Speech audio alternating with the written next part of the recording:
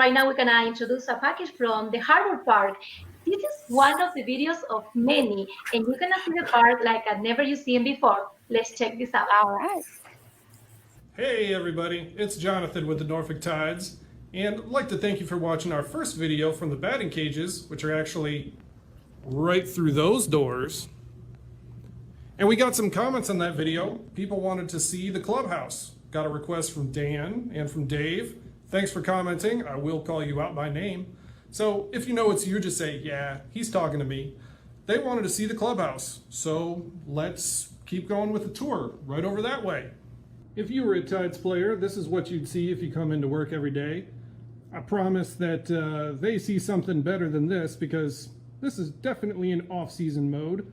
During the season, this would be a lot more set up, those couches and tables, and we got a whole bunch of rolling chairs just kind of strewn about. See, we had to clean the place up for the off-season, so it would look a little bit different to them. But one thing I would like to point out is you can see all these lockers, all these places that players call their home while they're here. They've all got this spot for a nameplate right above it. And you'll notice that they're kind of changeable, like we can slide a name in and we can slide it out.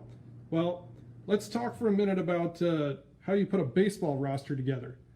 You usually have about 2 catchers, a starting catcher and a backup, and that's often where you find them. Somehow they always end up in those lockers. Then, well, you got your 3 outfielders and usually an extra one, so 4 of those guys, we're up to 6. And then you got your 4 infielders, so that's another 4, that's 10, and then maybe a backup infielder, 11.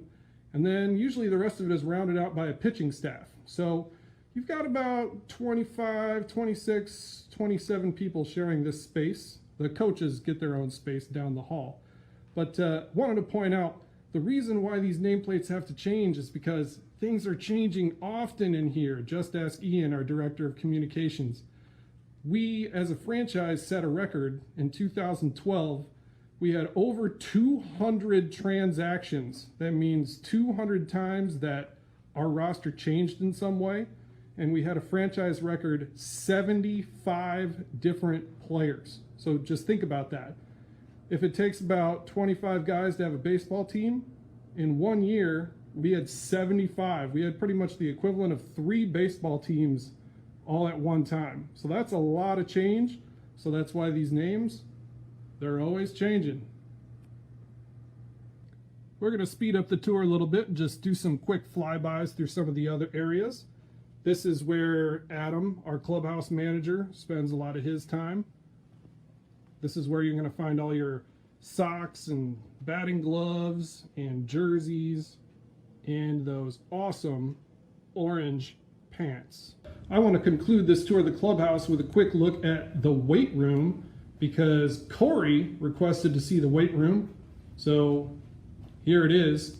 Now, I'd be lying if I told you that I really knew what any of this was for.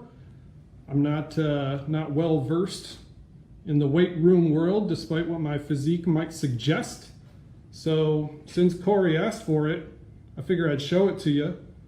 And perhaps a fun way to conclude, I've always kind of appreciated this. We got this whole rack of weights right here. I'm thinking you call them dumbbells, maybe barbells. And that one gets all the way up to 110. So shall we see if I can lift it? All right, here it is, the 110.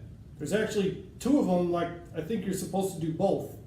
But I'm gonna need both hands for this. Wish me luck. Oh, mercy. Oh, baby. Goodbye, everyone. Thanks for watching.